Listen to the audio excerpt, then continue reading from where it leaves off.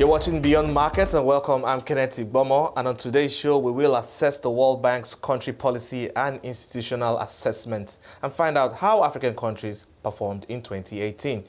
You can join the conversation with the hashtag Beyond Markets. You can follow my handle, that's at Kenneth Igbomor. Now, the World Bank says Africa's poorest countries saw little or no progress on average in improving the quality of their policy and institutional frameworks in 2018. The average CPIA score in Africa's 38 International Development Association, that is the IDA-eligible countries in 2018, remained unchanged at 3.1 on a scale of 0 to 6. Albert Zeufack, the chief economist for Africa at the World Bank, joins me to put these numbers in perspective.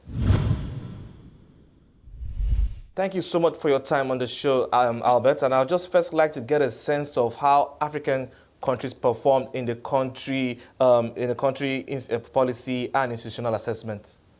It's a pleasure to discuss the findings of our 2018 CPIA, the country policy and institutional assessment.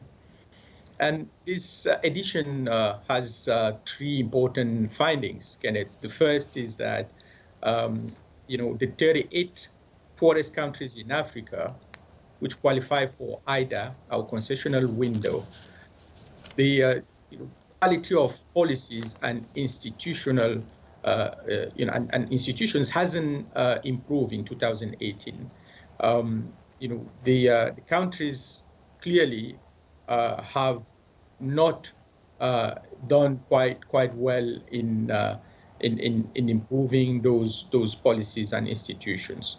The CPIA average score has remained unchanged at 3.1 from 2017, and this is on a scale from 1 to 6. So that's the first message we have. The countries in sub-Saharan Africa who qualify for IDA made no progress in improving the quality of the policies and institutions.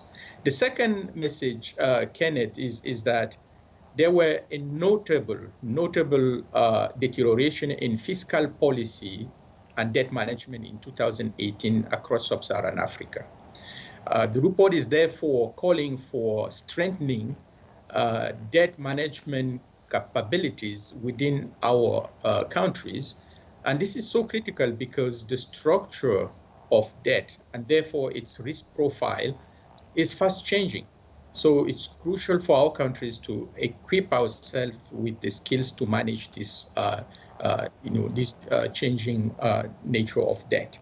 And the third message, Kenneth, is that despite this, unchanged average, there are a number of African countries that are still doing quite well in terms of improving their policies and institutions. A country like Rwanda is still, the best placed among all IDA countries globally, with a score of 4 out of 6.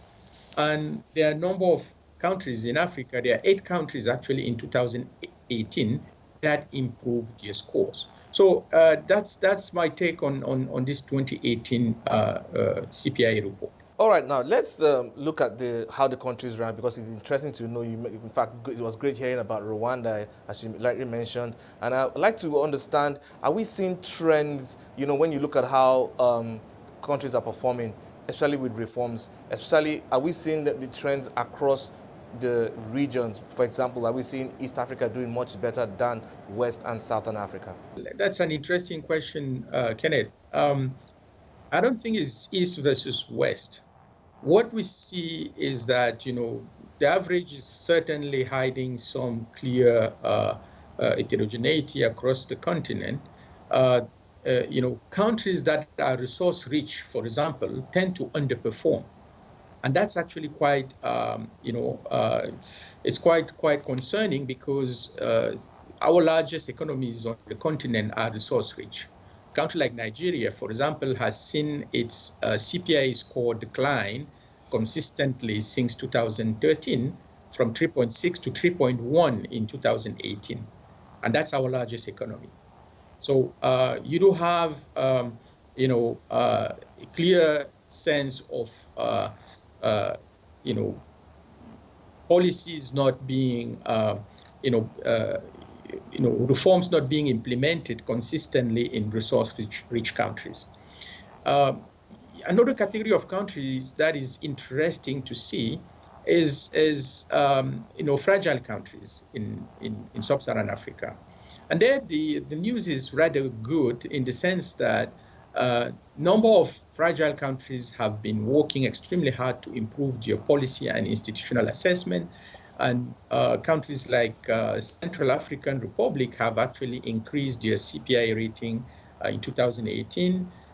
Countries like DRC as well, and countries like Eritrea, all are fragile countries that have actually increased their CPI. So you do have, different, categories of countries. But a third very important category of country, the countries that we can, identify, Kenneth, is the set of countries that are more diversified, that have sustained growth, over the past 5 years. And these include, Ethiopia, Kenya, these include Cote d'Ivoire, Uganda, all these countries that have, been, sustaining growth at a good level.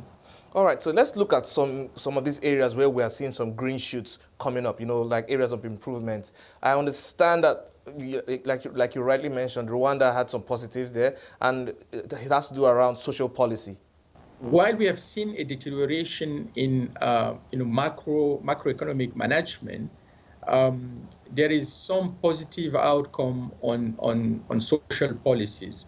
And social policies, including, increased investment in human capital and social protection, have taken place a little bit more in fragile countries than resource-rich countries. For example, we do see improvement in human capital policies, in that category of countries. And I think the weakest point, however, is still social protection.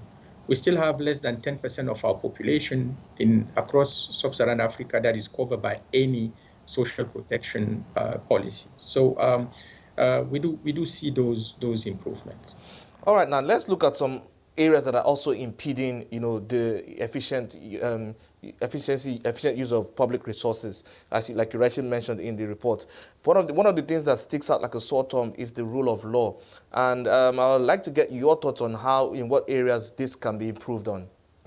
The most important cluster in our CPIA, and I'll come back to the methodology later, is policies and institutions of the public sector, including governance. So governance is extremely heavily weighted in the way we compute the CPIA. And, when we say governance, I think it's important to highlight, criteria such as the rule of law, as you mentioned. The rule of law, we also, approach this in terms of quality of public sector management, and this criteria have seen some improvement in fragile countries, and this is certainly good to notice. So the overall message for fragile countries is that they are clearly putting a lot of efforts in improving their policy and institutional framework. And I wish we could see the same for our large or resource-rich countries. Yeah, interesting you mentioned that, because when you look at a lot of resource-rich countries, issues around transparency in how they manage those resources continue to play out. Issues around, the accountability of how some of these resources are managed. So the institutions that manage a lot of these resources, still a lot of work still needs to be done. It's interesting you mentioned that, Kenneth, because one of the puzzles I've seen studying the CPIA is that, the moment you see an improvement in commodity prices, the reform momentum slows down in resource-rich countries in Africa. And that's a pity because, we know commodity prices are volatile. Therefore, when prices are high, we should be speeding up and deepening reforms in resource-rich countries instead of, relaxing or, taking the foot off the pedal. But that's clearly a trend we see in resource-rich countries in Africa. All right, I'd like to take you back to your comments earlier on social protection, and I would like to try to understand what more could African countries, or how much more deliberate do African countries need to be around the area of social protection? We've just completed a report in my office here in the bank discussing social protection in Africa. And our main conclusion is that social protection programs need to fit in the overall job agenda. It's not an agenda of handouts. It's not an agenda of, dissociating work from social protection. We need to ensure that we promote productive safety nets as a way to ensure social protection. The situation is actually quite critical in Africa because most people around the world get social protection from work, from pensions. But the fact that we have a very, very small portion of our population that is involved in formal employment and therefore, eligible for pension, makes it difficult for our population to actually get, a standard social protection coverage from work. Right. So we need, yes, please. Trying to understand how that works, because when I look at our analysis of especially how the economy is structured, let me case in point Nigeria, we find that quite a large number of people are not captured in the formal sector, and it kind of causes a lot of problem to when you talk about things like pensions, and getting them captured in that net, it makes it kind of difficult. Yes, it is difficult, and that's why I think we need to. To be creative, we need to leverage, new tools, including the digital economy, to try to actually, capture those who are in the informal sector, but also help them with new savings tools that could actually help them prepare for their retirement. I've been speaking to Albert Zeufack. He's the Chief Economist for Africa at the World Bank. If you're just joining us, Albert Zeufack, the Chief Economist for Africa at the World Bank, is with me today, and we're discussing the World Bank's country policy and institutional assessment.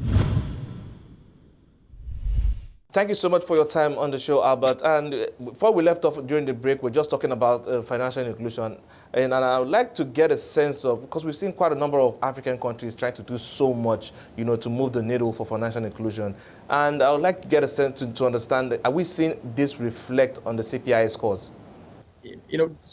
Financial sector policies are part of the second cluster in the CPIA, the Country Policy and Institutional Assessment measure, and we do see a change in the CPIA score for financial sector, but overall,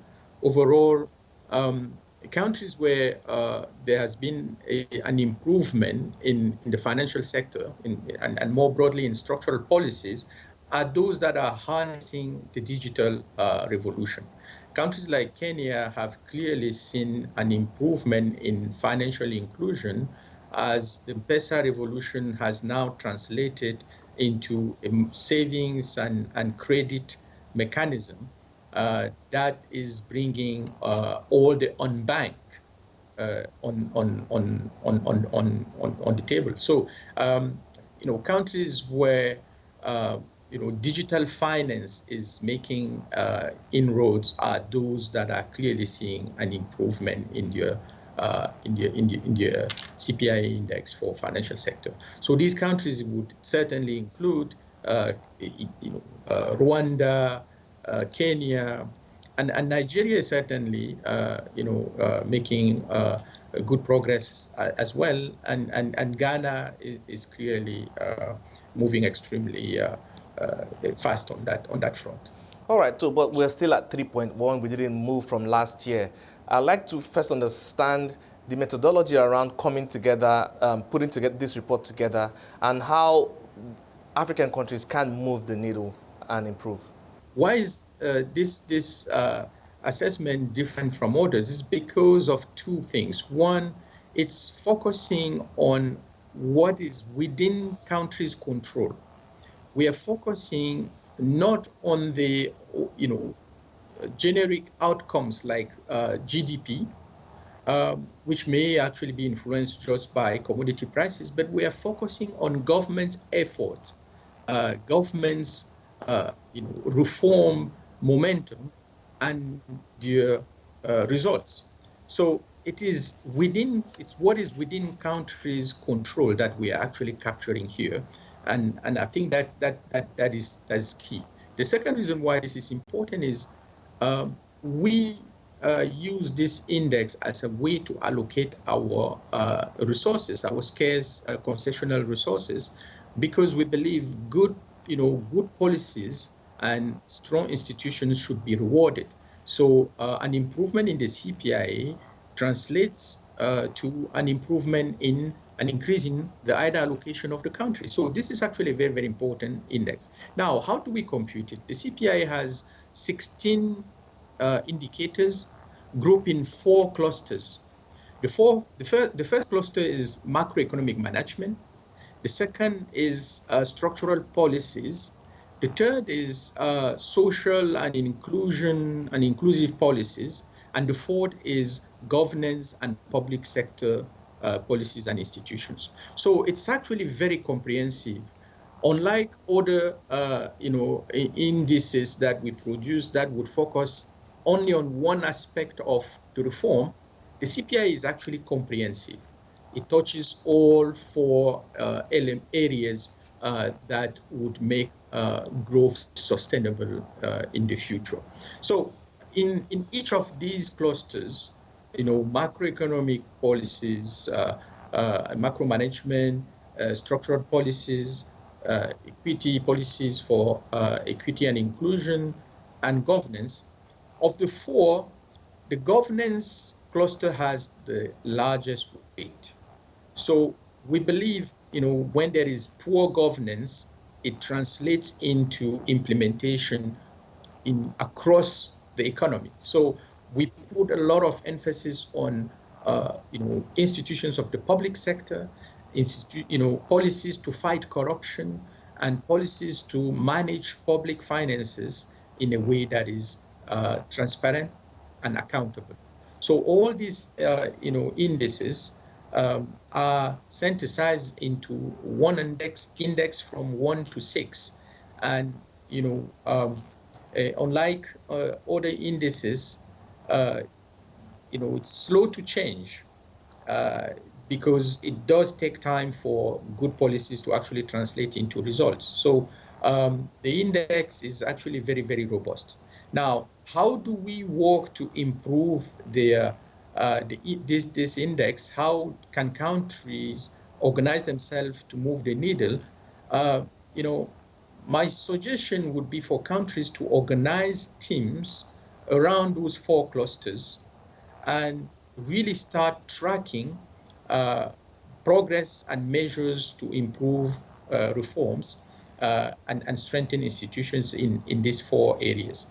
At the World Bank, we are happy to work with countries to actually provide the methodology and provide help to better understand these indicators and really follow through implementation of measures.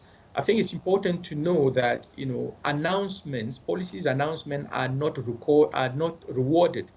We follow through to see if they have been implemented and if there have been results. I think this is very, very important. So just passing laws, for example, wouldn't improve your CPIA score. Those laws have to be implemented, and there need to be results that we can measure. So that's a little bit about the methodology. and how countries can improve it. We are happy to work with any country to actually do that. A number of countries already work with us to better understand the methodology. And the ideal situation, and I've seen this in a couple of countries in Africa, the ideal situation is for the government to actually own the tool, use it for policy formulation, because all the 16 criteria, all the 16 indicators are actually very, very pertinent for sound economic policy management. If countries can own the tool, they can actually compute their own CPIA, and we're happy to share the methodology with them. And we would just compare results, compare findings, and there may be differences, but it would be more useful. Countries can use the CPIA as a tool for policy formulation, but also policy monitoring and evaluation. All right, then I hear you when you say that. So it's all-encompassing and it's result-focused. But then I'd like to get to the second pillar you mentioned earlier, which is the area of fiscal policy and debt management. And look at how African countries have fared so far. I'm looking at your report and I'm seeing that the median debt to GDP ratio for African countries is about 54.9%. How can we get better results on this? 54% is the debt to GDP ratio for IDA countries, right? The 38 IDA countries, the poorest in Africa. That average for the whole sub-Saharan Africa is actually around 52%. So let's, discuss IDA countries. 54% debt to GDP ratio, is actually, it's preoccupying because we're actually coming from an average of less than 20% in the early 2000s after the HIPIC initiative.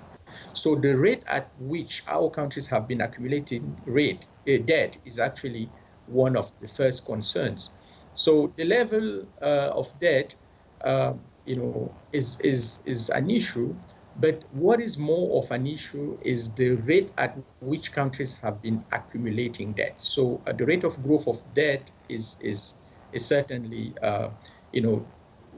too fast, especially compared to the uses of debt, because what is probably more important here is to ask ourselves, what is debt being used for, right? So debt per se is not a bad thing if we are using it to invest productively, if we are using it to invest in assets that will, cause growth moving forward. If we invest debt in carefully selected infrastructure projects, if we invest debt in human capital, in the digital economy, we are absolutely certain that that will produce returns in the future to service itself. But it's not always the case. We just finished a study, and this report is also pointing to the fact that the structure of debt in Africa has been changing, and it's been moving towards non-concessional, therefore more costly debt. So the cost of debt is increasing. More debt is actually raised on markets. More countries are issuing Eurobonds, for example, and more countries are actually borrowing from private sources, which clearly has been changing the risk profile. And the risk profile of debt and the cost of debt have been increasing. So we have two things that countries need to do. The first is, build the capacity within our administrations to manage this changing composition of debt. We are actually contracting debt on using very new instruments that may not be that our administrations may not be equipped to actually manage properly. So I think we need to build the capacity. But the second thing, most important, is to ensure that we seek concessional debt, and if we cannot, if we have to borrow non-concessionally, that we invest in projects that have the highest rate of return. And that's not always the case. We do see very low efficiency of investment in countries that are investing some of the debt. What is even more preoccupying, Kenneth, is that our studies show that number of African countries are actually just borrowing for consumption. They're not borrowing to invest. And that, for sure, cannot pay for itself down the road. And that's why we believe, if countries are just borrowing to consume, that would be equivalent to mortgaging the future of their populations for immediate consumption. I've been speaking to Albert Zeufack. He's the Chief Economist for Africa at the World Bank. And that's it on Beyond Markets, and thank you so much for joining us. Remember, you can watch the show at 5 p.m. West African time every day and have access to all previous episodes of Beyond Markets on our website. That's at cnbcafrica.com. You can also stay engaged with the hashtag Beyond Markets and follow me at Kenneth Igbomor. Have a wonderful day.